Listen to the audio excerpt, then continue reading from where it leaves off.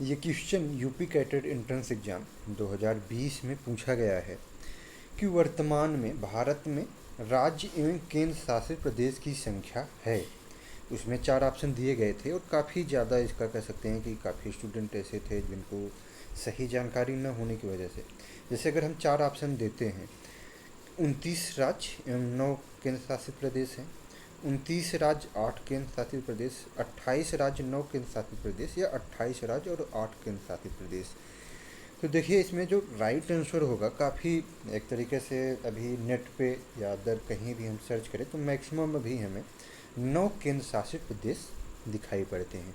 लेकिन अगर देखा जाए वर्तमान में केंद्र शासित प्रदेशों की संख्या, तो दादरा नगर हवेली जो था और दमन दीव, इन दोनों केंद्र शासित प्रदेश को मिला के एक केंद्र शासित प्रदेश बना दिया गया है। और जैसे पहले राज्य की संख्या 29 थी, तो जम्मू कश्मीर को 2 भागों में डिवाइड करके जम्मू कश्मीर और लद्दाख केंद्र शासित प्रदेश बना दिया गया। तो टोटल अगर हम इस समय बात करते हैं तो एक तरीके से तो देखा जाए तो ये जो दादर नगर हवेली एंड दमन द्वीप है, ये दोनों मिलके हमारे एक केंद्र शासित प्रदेश हो गए। तो इसका जो राइट आंसर होने वाला है सही, वो 28 राज्य और 8 केंद्र शासित प्रदेश हैं वर्तमान में भारत में। काफ़ी ऐसे स्टूडेंट हैं जिन्होंने गलती की थी। चलिए कुछ हम अभी इस वीडियो में सामान्य जानकारी के रूप में, क्योंकि ये जीके जीएस का ही चैनल है विशेष तौर पर उसी के लिए, तो इसमें कुछ साल्ट में हम देख लेते हैं। जैसे भारत जनसंख्या की दृष्टि से अगर देखें पूरे विश्व में तो द्वितीय स्थान पे आता है, प्रथम स्थान पे हमारा चीन हो जाता है। एवं क्षेत्रफल की दृष्टि से अगर देखें तो 7वें स्थान पे है। लेकिन सबसे इंटरेस्टिंग चीज़ जो है अगर हम देखें तो जैसे क्षेत्रफल की दृष्टि से 7वें स्थान पे और 2.4%, कई बार ये यूपी पीसीएस जैसे एग्जाम में भी पूछा गया है कि जो टोटल विश्व का एरिया है उसमें से 2.4% एरिया ही भारत की है, लेकिन पॉपुलेशन कितनी है वो 17.5%।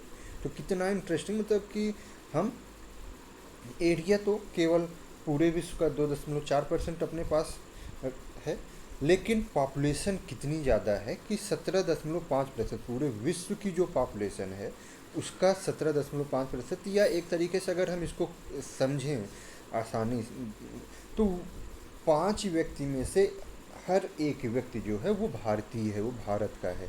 अर्थात अगर 5 व्यक्ति हैं तो उसमें से एक व्यक्ति भारत में निवास करता है। तो ये हो जाएगा। और टोटल अगर एरिया की बात करें तो कहेंगे कि एक तरीके से 32,87,263 वर्ग किमी। तो ये देखिए एक क्वेश्चन ये आपका पूछा जा सकता है कितना टोटल एरिया है भारत की, तो 3287 ये कहेंगे कि 263 वर्ग किमी। परसेंट में अगर बात करें एमपी पीसीएस और कई जगह पूछा गया है 2.4%। क्षेत्रफल की दृष्टि से 7वें रैंक जो हो जाएगी 7वां हो जाएगा।